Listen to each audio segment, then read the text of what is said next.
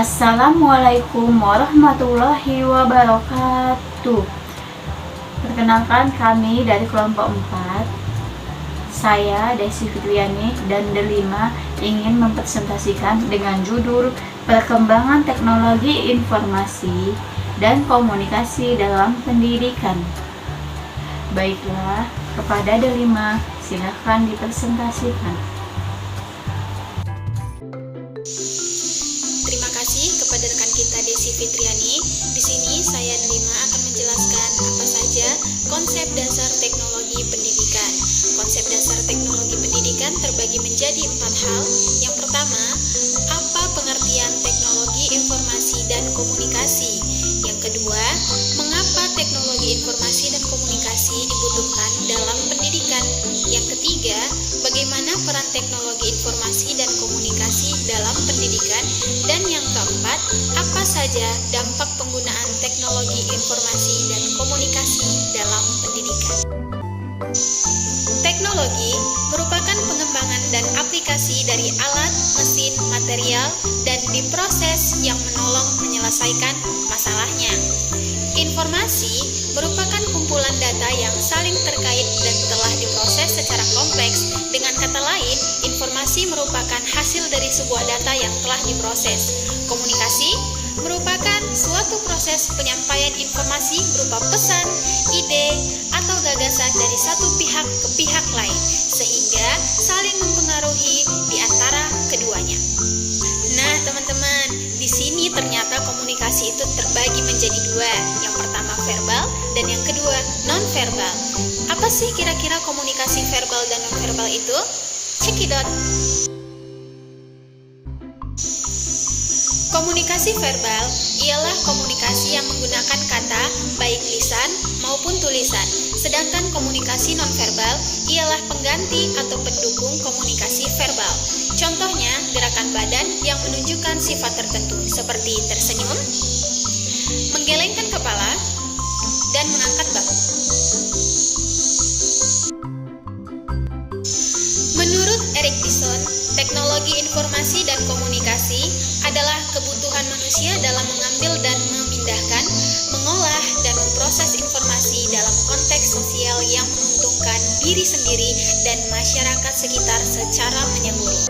Secara keseluruhan, teknologi informasi dan komunikasi merupakan suatu kesatuan yang tidak terpisahkan, yang mengandung pengertian luas tentang segala kegiatan yang terkait dengan proses manipulasi, pengelolaan, dan transfer atau pemindahan informasi antar media. Mengapa sih teknologi informasi dan komunikasi dibutuhkan dalam pendidikan? Ternyata teman-teman, banyak hal yang dapat dijadikan alasan mengapa teknologi informasi dan komunikasi sangat dibutuhkan dalam dunia pendidikan.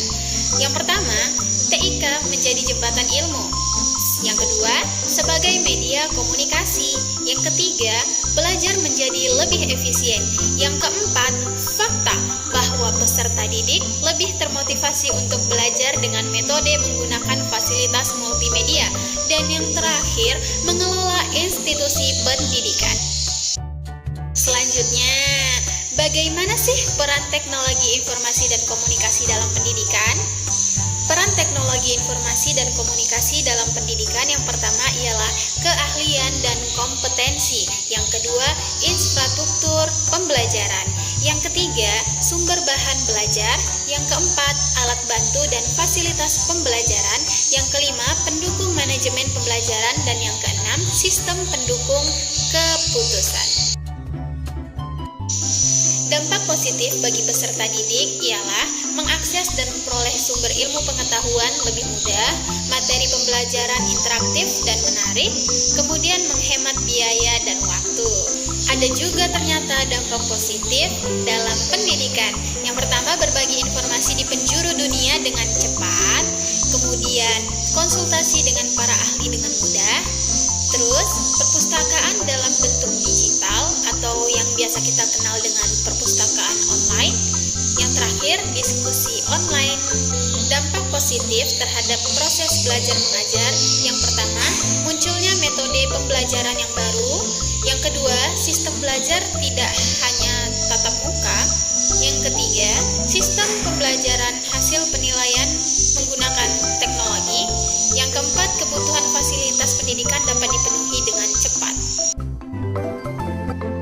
Ternyata, selain dampak positif, ada juga dampak negatif yang terjadi bagi peserta didik apabila pembelajarannya menggunakan teknologi informasi dan komunikasi. Yang pertama ialah peserta didik menjadi malas belajar.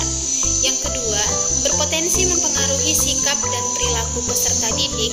Dan yang terakhir, prestasi belajar menurun.